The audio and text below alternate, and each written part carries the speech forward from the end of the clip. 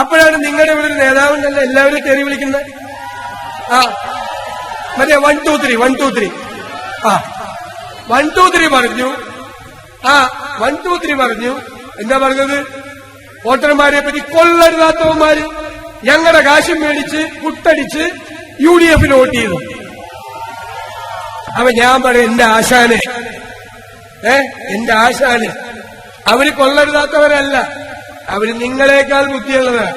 അവർക്കറിയാം 5 കൊല്ലം പെൻഷൻ തരാമെന്നും പറഞ്ഞ് നിങ്ങൾ അവരെ പറ്റിച്ച് 2 മാസം പെൻഷൻ കൊടുത്തു.